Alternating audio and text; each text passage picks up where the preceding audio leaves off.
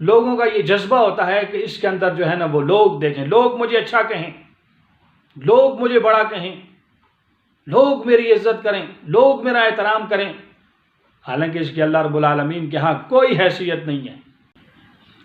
بسم اللہ الرحمن الرحیم، ان الحمد للہ والصلاة والسلام علی من لا نبی بعدہ۔ محترم سامعین کرام، آج کے اس پرفتن دور کے اندر جہاں زمانے کے اندر بہت ساری خرابیاں ہیں، ان میں ایک بہت بڑی خرابی آج کے اس دور کے اندر ریاکاری اور دکھلاوا ہے۔ یہ ریاکاری اور دکھلاوا اتنی بڑی بیماری ہے، اتنی بڑی بیماری ہے کہ اس کی وجہ سے اللہ تبارک و تعالیٰ کے ہاں بڑے بڑے اعمال بھی مردود ہو جاتے ہیں۔ خالصتاً جو اعمال پر سزا و جزا دینے والا رب العالمین ہے، ہم خالصتاً اس کی رضا کے لیے کام نہیں کرتے۔ پوری دنیا میں تقریباً 99% لوگ ایسے ہیں جن کے دلوں کے اندر ریاکاری اور دکھلاوا ہے۔ لوگوں کو دکھانے کے لیے، عوام کو دکھانے کے لیے، برادری کو دکھانے کے لیے محترم سامعین کرام ہم بڑے بڑے کام کر جاتے ہیں، لیکن اللہ کی رضا کے لیے ہم چھوٹے سے چھوٹا کام نہیں کرتے۔ ہر کام کے اندر لوگوں کی یہ خواہش ہوتی ہے، لوگوں کا یہ جذبہ ہوتا ہے کہ اس کے اندر جو ہے نا وہ لوگ دیکھیں، لوگ مجھے اچھا کہیں، لوگ مجھے بڑا کہیں، لوگ میری عزت کریں، لوگ میرا احترام کریں، حالانکہ اس کی اللہ رب العالمین کے ہاں کوئی حیثیت نہیں ہے۔ اس پر میں ایک حدیث کا مفہوم آپ کے سامنے رکھتا ہوں کہ یہ ریاکاری کتنا بڑا جرم ہے، یہ دکھلاوا کتنے بڑے نقصان کی چیز ہے۔ ایک حدیث شریف کے اندر آتا ہے کہ کل قیامت کے دن جب حساب کتاب ہوگا، مفہوم اس کا اس طرح سے ہے، 3 بڑے بڑے اعمال کرنے والے لوگوں کو اللہ میدان محشر میں سارے لوگوں کے سامنے لائے گا۔ بڑے بڑے اعمال کرنے والے، عالم، علم کو حاصل کرنے والا، کتنا بڑا کام کیا اس نے، علم کو حاصل کرنے والا، اللہ کی راہ میں اپنی جان قربان کرنے والا، اور اس کے بعد اپنے مال سے صدقہ اور خیرات کرنے والا، ان تینوں کو اللہ تبارک و تعالی جمع فرمائے گا۔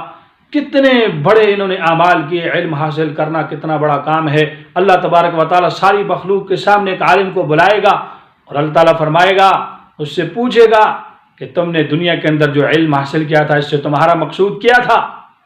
کہے گا یا اللہ تیری رضا کے لیے علم پڑھا، تیری رضا کے لیے علم پڑھایا۔ اللہ فرمائے گا نہیں، تم نے دنیا کے اندر علم اس لیے پڑھا تھا کہ لوگ تمہیں بڑا عالم کہیں، لوگ تمہیں بڑا مقرر کہیں، لوگ تمہیں بڑا فقیہ کہیں، لوگوں کی تعریف حاصل کرنے کے لیے اور لوگوں کی نظروں میں اونچا ہونے کے لیے تم نے علم حاصل کیا تھا۔ گو جس مقصد کے لیے تم نے علم حاصل کیا تھا وہ مقصد دنیا کے اندر پورا ہو گیا۔ آج ہمارے پاس تمہارے لیے اس کے بدلے میں کچھ بھی نہیں ہے، اور حدیث کے اندر آتا ہے کہ اوندے منہ گرا کر جہنم میں ڈال دیا جائے گا۔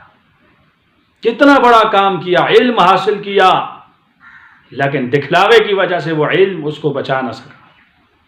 شہید جس نے اللہ کی جس نے جان ہی قربان کر دی، دنیا کا سب سے بڑا سرمایہ جان وہ اس نے قربان کر دی، پوچھا جائے گا جو ہم نے تجھے اتنی بڑی نعمت دی اس کے اندر تو نے کیا کارگزاری کی؟ کہے گا یا اللہ تیری رضا کے لیے میں نے جو ہے نا وہ تیرے راستے کے اندر اپنے آپ کو قربان کر دیا، اپنی جان ختم کر دی۔ اللہ فرمائے گا نہیں، تو میدان جنگ کے اندر اس لیے آیا تھا کہ لوگ تجھے بڑا بہادر کہیں، اور تو نے میدان جنگ کے اندر جوہر اس لیے دکھائے تھے کہ لوگ تجھے بہادر کہیں، لوگ تیری تعریف کریں، لوگوں کو دکھلانے کے لیے، لوگوں کی نظروں کے اندر بہادر بننے کے لیے تو نے یہ کام کیا تھا، سو تیرا مقصد دنیا کے اندر پورا ہو گیا، اوندے منہ گرا کر جہنم میں ڈال دیا جائے گا۔ اتنا بڑا کام کیا، لیکن ریاکاری اور دکھلاوے کی وجہ سے اس کو وہ بھی فائدہ نہ پہنچا سکا۔ تیسرے آدمی کو جس کو دنیا کے اندر اللہ نے مال و دولت دیا ہوگا اور اس نے خوب مال و دولت کو خرچ کیا ہوگا، اب کل قیامت کے دن جب اللہ کی بارگاہ میں آئے گا، اللہ پوچھے گا یہ جو مال ہم نے تمہیں دیا، اتنی نعمت دی، اس کے اندر کیا کارگزاری ہے؟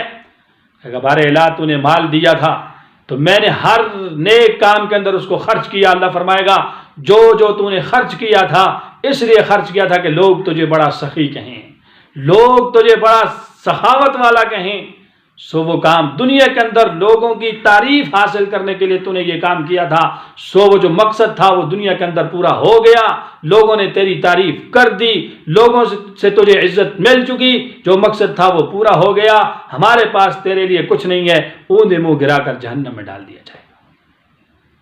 کتنی بڑی بات ہے، سوچنے کی عبرت کی چیز ہے کہ یہ 3 اعمال اتنے بڑے بڑے اللہ تبارک و تعالیٰ نے مجھے اور آپ کو بتائے۔ اب میں اور آپ سوچتے ہوں گے کہ میں تو عالم نہیں ہوں، میں تو میدان جنگ کے اندر جا کر شہید بھی نہیں ہوتا، اور میرے پاس تو بہت بڑا مال بھی نہیں ہے کہ میں خرچ کروں گا۔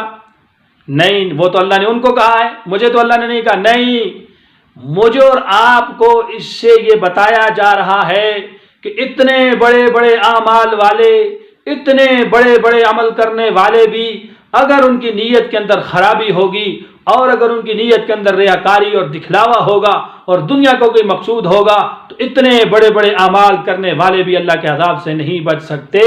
تو چھوٹے موٹے اعمال کرنے والے اگر اس کے اندر بھی دکھلاوا کریں گے، وہ تو بدرجہ اولا جہنم میں جائیں گے۔